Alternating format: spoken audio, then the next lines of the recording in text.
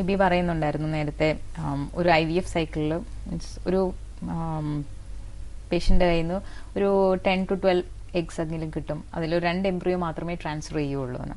അപ്പോൾ ബാക്കിയുള്ള എംബ്രിയോസ് എന്ത് ചെയ്യും? ക്രയോ പ്രിസർവ് ചെയ്ത് അത് പിന്നീട് യൂസ് ചെയ്യാൻ പറ്റും? നമ്മൾ ഒരു പർട്ടിക്കുലർ IVF ട്രീറ്റ്മെൻറ്റിൽ നമ്മൾ ഏറ്റവും നല്ല ക്വാളിറ്റിയുള്ള എംബ്രിയോസ് ആയിരിക്കും നമ്മൾ ട്രാൻസ്ഫർ ചെയ്യുന്നത്. ബിക്കോസ് അതായിരിക്കും നമുക്ക് മാക്സിമം പ്രഗ്നൻസിയുടെ ചാൻസ് തരുന്നത്. ബാക്കിയുള്ള എംബ്രിയോസ് നമുക്ക് അസസ് ചെയ്ത് നോക്കണം അതിൻ്റെ ക്വാളിറ്റി എങ്ങനെയുണ്ടെന്ന്. ഇപ്പം നല്ല ക്വാളിറ്റിയുള്ള എംബ്രിയോസ് ആണെങ്കിൽ അത് ഭാവിയിൽ നമുക്ക് ഉപയോഗിക്കാൻ പറ്റും. ഈ ട്രീറ്റ്മെൻറ്റ് വിജയിച്ചില്ലെങ്കിൽ നമുക്കത് യൂസ് ചെയ്യാൻ പറ്റും. അല്ലെങ്കിൽ ഈ ട്രീറ്റ്മെൻറ്റ് വെച്ച് നമുക്കൊരു കുട്ടി ഉണ്ടായിട്ടുണ്ടെങ്കിൽ ഒരു അടുത്ത പ്രഗ്നൻസിക്ക് വേണ്ടി നമുക്ക് ഈ ട്രീറ്റ്മെൻറ്റിന് ഈ എംബ്രിയോസ് യൂസ് ചെയ്യാൻ പറ്റും. നല്ല ക്വാളിറ്റി എംബ്രിയോസ് ആണെങ്കിൽ നമുക്കത് ഫ്രീസ് ചെയ്ത് ഭാവിയിലേക്ക് യൂസ് ചെയ്യാൻ പറ്റും. എത്ര വർഷം വരെ അത് ഫ്രീസ് ചെയ്ത് വെക്കാം? നമ്മുടെ സ്പേംസ്, എഗ്സ് അല്ലെങ്കിൽ എംബ്രിയോസ്, ഈ 3 കാര്യങ്ങൾ നമുക്ക് ഫ്രീസ് ചെയ്ത് വെക്കാം. അതിൻ്റെ എംബ്രിയോസ് ആയിരിക്കും ഏറ്റവും കൂടുതൽ നമുക്ക് കോമൺ ആയിട്ട് നമ്മൾ ഫ്രീസ് ചെയ്യുന്നത്. അപ്പോൾ അതിനൊരു ടൈം ലിമിറ്റ് ഒന്നുമില്ല, നമുക്ക് എത്ര വർഷത്തേക്ക് വേണമെങ്കിലും യൂസ് ചെയ്യാൻ, ഫ്രീസ് ചെയ്തിട്ട് യൂസ് ചെയ്യാൻ പറ്റും. പക്ഷേ യൂഷ്വലി നമ്മൾ പേഷ്യൻസിനോട് ഒരു 5 ഇയേഴ്സിനെങ്കിലും അറ്റ്ലീസ്റ്റ് ഫ്രീസ് ചെയ്ത് കഴിഞ്ഞിട്ട് ഡിസിഷൻ അറിയിക്കാനാണ് പറയുന്നത്. ബിക്കോസ് നമ്മൾ പ്രഗ്നൻസിക്ക് ഭാവിയിൽ യൂസ് ചെയ്യാനെങ്കിലും മദറിൻ്റെ ഏജും കൺസിഡർ ചെയ്യണം ഒരു പ്രഗ്നൻസിയുടെ സാധ്യതയെ പറ്റി ഡിസ്കസ് ചെയ്യുമ്പോൾ. പിന്നെ ഒരു അഡ്വാൻസ് സ്റ്റേജിലുള്ള പ്രഗ്നൻസി ആകുമ്പോഴത്തേക്ക് അതിൻ്റെതായ പ്രോബ്ലംസും ഉണ്ട്. അപ്പോൾ നമ്മൾ യൂഷ്വലി ഒരു 5 to 6 ഇയേഴ്സിനകത്ത് യൂസ് ചെയ്യാൻ പറയും. അതിൽ കൂടുതൽ ഡിലേ ചെയ്യാൻ പറയില്ല. പക്ഷേ പ്രഗ്നൻസി അതിൽ കൂടുതലും വേണമെങ്കിൽ സർവൈവ് ചെയ്തോളും കറക്റ്റായിട്ട് ഫ്രീസ് ചെയ്യുന്നുണ്ടെങ്കിൽ. ഇപ്പം നാച്ചുറലായിട്ട് കൺസീവ് ചെയ്യുമ്പം ഓക്കെ, അത് ഗോഡ് ഗിവൺ എന്നൊരു രീതിയിലാണ്. പക്ഷേ നമ്മൾ ട്രീറ്റ്മെൻറ്റ് എടുത്ത് എസ്പെഷ്യലി IVF ആൻഡ് ICSI ഒക്കെ ചെയ്യുമ്പോൾ എല്ലാവർക്കും ഉള്ളൊരു പേടിയാണ് ഈ കുഞ്ഞിന് ഭാവിയിൽ എന്തെങ്കിലും പ്രശ്നങ്ങളുണ്ടാവുമെന്ന്. ഓൾമോസ്റ്റ് ഐ തിങ്ക് ഇപ്പോൾ ഒരു അറൌണ്ട് 40 lakhs മേലെ ബേബീസ് IVF മൂലം ഉണ്ടായിട്ടുണ്ടാവാം. എവറി ഇയർ ഒരു അറൌണ്ട് 3 lakhs എങ്കിലും ഉണ്ടാവും തോന്നുന്നു. അപ്പോൾ ഈ കുട്ടികളിലെല്ലാം ലോങ് ടേം സ്റ്റഡീസിൽ എന്തെങ്കിലും പ്രോബ്ലംസ് കണ്ടിട്ടുണ്ടോ? നമ്മളിപ്പോൾ IVF വെച്ച് കൺസീവ് ചെയ്യുന്ന പ്രഗ്നൻസീസും നാച്ചുറൽ പോപ്പുലേഷനുള്ള അതേ ഏജ് ഗ്രൂപ്പുള്ള പോപ്പുലേഷൻ നോക്കുമ്പോഴത്തേക്ക് കൺസീവ് ചെയ്യുന്ന ബേബീസിൻ്റെ പ്രോബ്ലംസ് ഏകദേശം വലിയ വ്യത്യാസം കാണാറില്ല. ഇപ്പം നമ്മൾ നാച്ചുറലി കൺസീവ് ചെയ്യുന്നുണ്ടെങ്കിലും കുട്ടിക്ക് ഒരു ജന്മനാ പ്രശ്നം പറഞ്ഞാൽ ബർത്ത് ഡിഫക്റ്റോ അല്ലെങ്കിൽ കൺജന്റൽ അനോമലി ആവുന്ന സാധ്യത ഒരു 3-4% ഉണ്ട്. IVF ട്രീറ്റ്മെൻറ്റുള്ള അങ്ങനത്തെ ചാൻസും ഏകദേശം അത് തന്നെ. ചില സ്റ്റഡീസിൽ കുറച്ച് ഒരു 1% എക്സ്ട്രാ ആയിട്ട് കണ്ടിട്ടുണ്ട്, ഒരു 5% വരെ കണ്ടിട്ടുണ്ട്. വലിയ വ്യത്യാസം കാണാറില്ല. പക്ഷേ പ്രഗ്നൻസി സംബന്ധിച്ചിട്ട് യൂഷ്വലി IVF വെച്ച് കൺസീവ് ചെയ്ത പ്രഗ്നൻസീസ് കൂടുതൽ പ്രഗ്നൻസിയുടെ സമയത്ത് കോംപ്ലിക്കേഷൻസ് കാണാറുണ്ട്. പ്രഗ്നൻസി സമയത്ത് ബ്ലീഡിങ്, ബേബിയുടെ ഗ്രോത്തിന് പ്രോബ്ലംസ്, അല്ലെങ്കിൽ ഹൈ ബ്ലഡ് പ്രഷർ, ഡയബറ്റീസ് അങ്ങനത്തെ പ്രോബ്ലംസ് ഒക്കെ കാണാറുണ്ട്. പലപ്പോഴും അമ്മയുടെ ഏജ് കാരണം അത് പ്രോബ്ലംസ് കൂടുതൽ വരാൻ സാധ്യതയുണ്ട്. പലപ്പോഴും വേറെ എന്തെങ്കിലും മെഡിക്കൽ പ്രോബ്ലംസ് നേരത്തെ ഉണ്ട്, അതുകൊണ്ട് തന്നെ ആയിരിക്കും ഇൻഫെർട്ടിലിറ്റി ഉണ്ടായ, അതുകൊണ്ടും പ്രോബ്ലംസ് കൂടുതൽ കാണാറുണ്ട്. ICSI ട്രീറ്റ്മെൻറ്റ് പക്ഷേ കുറച്ച് വ്യത്യാസം കാണുന്നുണ്ട്. ICSI ട്രീറ്റ്മെൻറ്റ് യൂഷ്വലി പറഞ്ഞാൽ ചെയ്യുന്ന നമ്മൾ ഹസ്ബൻഡിൻ്റെ സൈഡിൽ നിന്നുള്ള സ്പേമിൻ്റെ ക്വാണ്ടിറ്റി അല്ല ക്വാളിറ്റിയിലും ഭയങ്കര സിവിയർ പ്രോബ്ലംസ് ഉള്ള സ്റ്റേറ്റിലാണ് നമ്മൾ ICSI ട്രീറ്റ്മെൻറ്റ് ചെയ്യുന്നത്. അപ്പം എന്തുകൊണ്ടാണ് ഈ പ്രോബ്ലം ആ ഹസ്ബൻഡ് ഉണ്ടായെന്ന് നമ്മൾ ആദ്യം ഇവാലുവേറ്റ് ചെയ്ത് നോക്കണം. അതൊരു ജനറ്റിക് അല്ലെങ്കിൽ ക്രോമോസോമൽ പ്രോബ്ലം ആണെങ്കിൽ നമ്മൾ യൂഷ്വലി ആ പ്രോബ്ലം ചിലപ്പം ബേബിക്കും ട്രാൻസ്മിറ്റ് ചെയ്യാൻ സാധ്യതയുണ്ട്. അപ്പോൾ നമ്മൾ കൗണ്ട് വളരെ കുറവാണെങ്കിൽ അല്ലെങ്കിൽ കൗണ്ട് ഒട്ടും ഇല്ലാത്ത ആൾക്കാരാണെങ്കിൽ നമ്മൾ ഹസ്ബൻഡ് നമ്മൾ യൂഷ്വൽ ക്രോമോസോമൽ സ്റ്റഡിയും ചെയ്ത് നോക്കും എന്തെങ്കിലും പ്രോബ്ലം ഉണ്ടെങ്കിൽ. അതിനകത്ത് എന്തെങ്കിലും പ്രോബ്ലംസ് കാണുന്നുണ്ടെങ്കിൽ നമുക്ക് ജനറ്റിക്കായിട്ട് കൗൺസിൽ ചെയ്യണം. കുട്ടിക്ക് ഈ പ്രോബ്ലംസ് തന്നെ വരാൻ സാധ്യതയുണ്ട്, അതിനെപ്പറ്റി പറയാൻ ആവശ്യം വരും. അപ്പോൾ ICSI ട്രീറ്റ്മെൻറ്റ് ഉള്ള ആൾക്കാർ, സ്പേം കൗണ്ടിന് പ്രോബ്ലം ഉള്ള ICSI ട്രീറ്റ്മെൻറ്റ് ചെയ്യുന്ന ആൾക്കാർക്ക് ബേബീസിന് കൂടുതൽ പ്രോബ്ലംസ് വരാൻ സാധ്യതയുണ്ട്. അപ്പോൾ ആൺകുട്ടിയാകുമ്പോൾ അതേ പ്രോബ്ലം ചിലപ്പം കുട്ടിക്കും വരാൻ സാധ്യതയുണ്ട്. ഇപ്പോൾ ICSIനെ കുറിച്ച് ഡോക്ടർ പറഞ്ഞു. അതുപോലെ തന്നെ ഇപ്പം ടെസ്റ്റസിന് കൂടി സ്പേംസ് എടുക്കാൻ പറ്റാത്ത അവസ്ഥ വരാറുണ്ട്, അതായത് ടോട്ടൽ അസൂസ്പെർമിയ.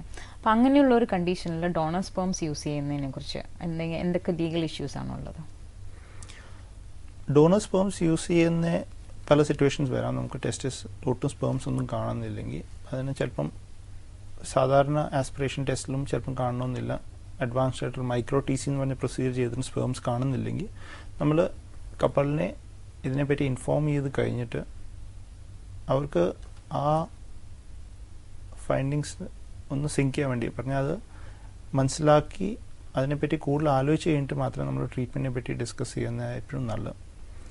പലപ്പോഴും ആണുങ്ങളെ സംബന്ധിച്ച് ഇതൊരു അക്സെപ്റ്റ് ചെയ്യാൻ ഭയങ്കര ബുദ്ധിമുട്ടുള്ള ഒരു പ്രോബ്ലമായിട്ട് കാണാറുണ്ട്. അങ്ങനത്തെ ആൾക്കാർ കൗൺസിലിങ്ങോ അങ്ങനെയൊക്കെ ചിലപ്പോൾ ആവശ്യം വരുമായിരിക്കും. അവരത് മനസ്സിലാക്കിയിട്ട് ട്രീറ്റ്മെൻറ്റ് വേണോ വേണ്ട എന്ന് ആദ്യം തീരുമാനിക്കണം. പല ആൾക്കാരും ഇത് അക്സെപ്റ്റ് ചെയ്യത്തില്ല. നോർമൽ അലോപ്പത്തിക് ട്രീറ്റ്മെൻറ്റ് അല്ലെങ്കിൽ ഇൻഫെർട്ടിലിറ്റി നമ്മൾ നോർമലി ഗൈനക്കോളജിസ്റ്റ് ട്രീറ്റ്മെൻറ്റിൽ നിന്ന് മാറി ഓപ്ഷണൽ ട്രീറ്റ്മെൻറ്റ്, നാച്ചുറൽ ട്രീറ്റ്മെൻറ്റിൽ ആയുർവേദിക് ട്രീറ്റ്മെൻറ്റൊക്കെ ട്രൈ ചെയ്ത് നോക്കും, എന്തെങ്കിലും ചാൻസ് ഉണ്ടോ എന്ന് നോക്കാൻ വേണ്ടി. പക്ഷെ അങ്ങനെ ചെയ്ത് കുറേ വർഷങ്ങൾ സമയം കഴിഞ്ഞിട്ട് പിന്നെയും തിരിച്ച് നമ്മുടെ കയ്യിൽ തന്നെ വരും. അപ്പം നമുക്ക് പേഷ്യനോട് ക്ലിയർ ആയിട്ട് പറഞ്ഞ് മനസ്സിലാക്കാൻ ആവശ്യമുണ്ട്. ഇങ്ങനത്തെ ഏത് ട്രീറ്റ്മെൻറ്റ് ചെയ്താലും അതിന് വ്യത്യാസമൊന്നും വരാൻ പോകുന്നില്ല. നമുക്ക് ഡെഫിനറ്റ്ലി എന്തെങ്കിലും ഓപ്ഷൻസിനെ പറ്റി ചിന്തിക്കണം. സ്പേംസ് ഒന്നും ഇല്ലാത്ത ആൾക്കാർക്ക് ഏറ്റവും സിമ്പിളായിട്ടുള്ള ട്രീറ്റ്മെൻറ്റ് ഓപ്ഷൻ ഡോണർ IUI എന്ന് പറയും. IVF പോലും ചെയ്യാൻ ആവശ്യം വരത്തില്ല പല സമയത്ത്. ഡോണർ സ്പേം വെച്ച് IUI ചെയ്യുന്ന ഒരു ഓപ്ഷനെ പറ്റി ഡിസ്കസ് ചെയ്യും. ചിലർക്ക് പക്ഷേ അത് അക്സെപ്റ്റ് ചെയ്യാൻ ബുദ്ധിമുട്ടുള്ള ആൾക്കാർക്ക് നമുക്ക് അഥവാ അവർക്ക് അങ്ങനത്തെ ഒരു ട്രീറ്റ്മെൻറ്റ് ആവശ്യമില്ലെങ്കിൽ അത് ഓപ്ഷനെ പറ്റിയും ഡിസ്കസ് ചെയ്യും. ഈ രണ്ട് ഓപ്ഷൻസിൽ അവർ ഏതാ പ്രിഫർ ചെയ്യുന്നതനുസരിച്ച് ഞങ്ങൾ സപ്പോർട്ട് ചെയ്ത് മുമ്പോട്ടുള്ള കാര്യങ്ങൾ മനസ്സിലാക്കിയെടുക്കും. ഡോണർ സ്പേംസ്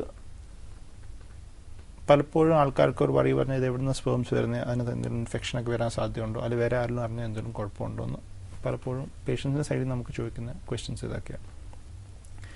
ഡോണർ സ്പേംസ് എപ്പോഴും നമ്മൾ ആ ഡോണറിനെ എല്ലാം മെഡിക്കൽ പ്രോബ്ലംസ് ഒക്കെ ചെക്ക് ചെയ്ത് നോക്കിയിട്ട് ഇൻഫെക്ഷൻസ് നമ്മൾ കോമൺ ആയിട്ടുള്ള മഞ്ഞപ്പിത്തം, HIV, സിഫിലിസ് അങ്ങനത്തെ ഇൻഫെക്ഷൻസ് എന്തെങ്കിലും ഉണ്ടോ എന്ന് ചെക്ക് ചെയ്ത് നോക്കിയിട്ട് അങ്ങനത്തെ സാമ്പിൾസ് ഫ്രീസ് ചെയ്തിട്ടായിരിക്കും നമ്മൾ യൂസ് ചെയ്ത് ട്രീറ്റ്മെൻറ്റ് യൂസ് ചെയ്യുന്നത്. നമ്മുടെ ഇന്ത്യയിൽ ഇപ്പം നിയമം ഇല്ല.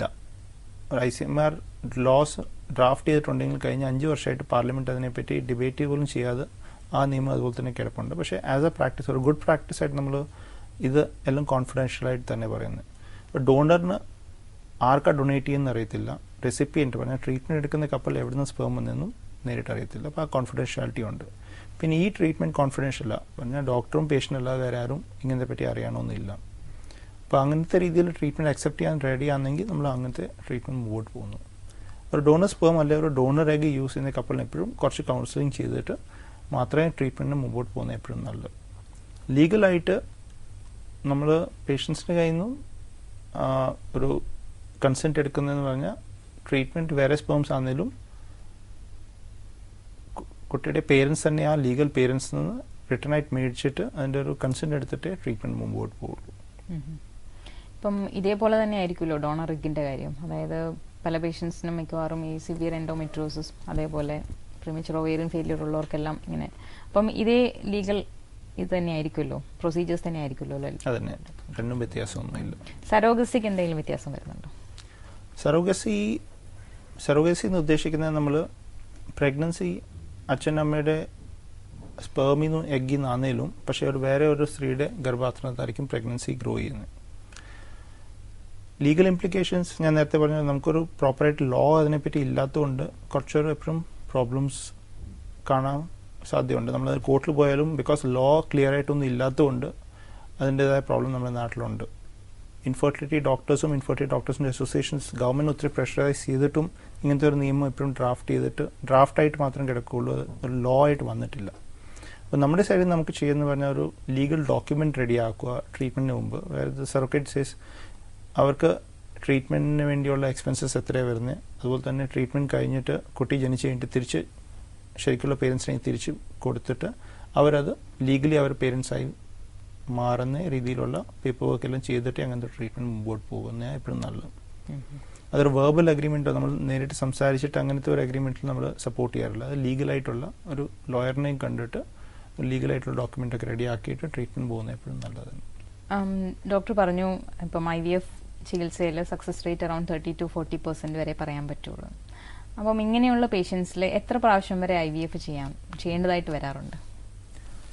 പ്രഗ്നൻസിയുടെ സാധ്യത ഒരു സൈക്കിളിൽ 30-35% ഉണ്ടെങ്കിലും അതൊരു നമുക്ക് തന്നെ അറിയാം എല്ലാ പേഷ്യൻസിനും ആദ്യ സൈക്കിളിൽ കൺസീവ് ചെയ്യണമെന്നില്ല.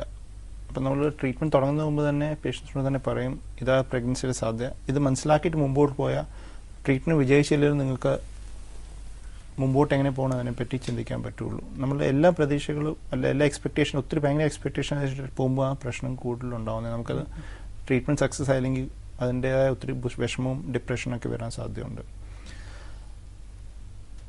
നമ്മുടെ രാജ്യത്തിന് പുറത്ത് പല കൺട്രീസിലും ഗവൺമെൻറ് തന്നെ IVF ട്രീറ്റ്മെൻറ്റ് സ്പോൺസർ ചെയ്യാറുണ്ട്. ഇപ്പോൾ UK ഓസ്ട്രേലിയയിലാണെന്ന് അങ്ങനത്തെ അല്ലെങ്കിൽ യൂറോപ്പിൽ മിക്കവാറും എല്ലാ സ്ഥലത്തും ഒരു സൈക്കിളിൻ്റെ സക്സസ് ഇത്ര ഉള്ള കൊണ്ട് ഗവൺമെൻറ്റായിട്ട് സ്പോൺസർ ചെയ്യുന്ന ട്രീറ്റ്മെൻറ്റ് 3 സൈക്കിൾ വരെ ട്രീറ്റ്മെൻറ്റ് സ്പോൺസർ ചെയ്യാറുണ്ട്. അപ്പം യൂഷ്വലി പ്രഗ്നൻസി ആവാൻ സാധ്യതയുള്ള ആൾക്കാർ ഈ 3 ട്രീറ്റ്മെൻറ്റ് സൈക്കിളിനകത്ത് തന്നെ കൺസീവ് ചെയ്യാൻ നല്ല സാധ്യതയുണ്ട്.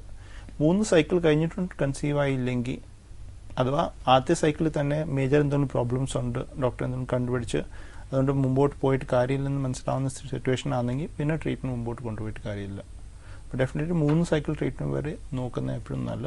3 സൈക്കിൾ ട്രീറ്റ്മെൻറ്റ് കഴിഞ്ഞിട്ടും പ്രഗ്നൻസി ആവുന്നില്ലെങ്കിൽ നമുക്ക് വീണ്ടും IVF ചെയ്യുന്നതിനെ പറ്റി ചിന്തിക്കുന്ന ഒത്തിരി ആലോചിച്ച് മതി. ബിക്കോസ് അത് കഴിഞ്ഞിട്ട് പ്രഗ്നൻസി സാധ്യത വളരെ കുറവാണ്. ചില ആൾക്കാർക്ക് 3 സൈക്കിൾ അവരുടെ എഗ്സ് വെച്ച് ചെയ്തിട്ടുണ്ടെങ്കിൽ പ്രഗ്നൻസി ആവുന്നില്ലെങ്കിൽ ചിലപ്പോൾ ഡോണർ എഗ്സ് വെച്ചോ അല്ലെങ്കിൽ ഡോണർ എംബ്രിയോസ് വെച്ച് ട്രൈ ചെയ്ത് നോക്കി ചിലപ്പോൾ പ്രഗ്നൻസിക്ക് ഇമ്പ്രൂവ്മെൻറ്റ് കാണാം. അപ്പം ഇത്രയും നേരം IVF-നെ പറ്റി വളരെ ഡീറ്റെയിൽഡ് ആയിട്ട് തന്നെ ഡോക്ടർ പറഞ്ഞു. അപ്പോൾ ഇത് കാണുന്നവർക്ക് തീർച്ചയായിട്ടും ഇനിയൊരു സംശയം ഉണ്ടാവും തോന്നുന്നില്ല. അപ്പോൾ ഇത്രയും ടൈം ഞങ്ങളിവിടെ വന്ന് സ്പെൻഡ് ചെയ്തതിന് വളരെ നന്ദിയുണ്ട്. Thank you.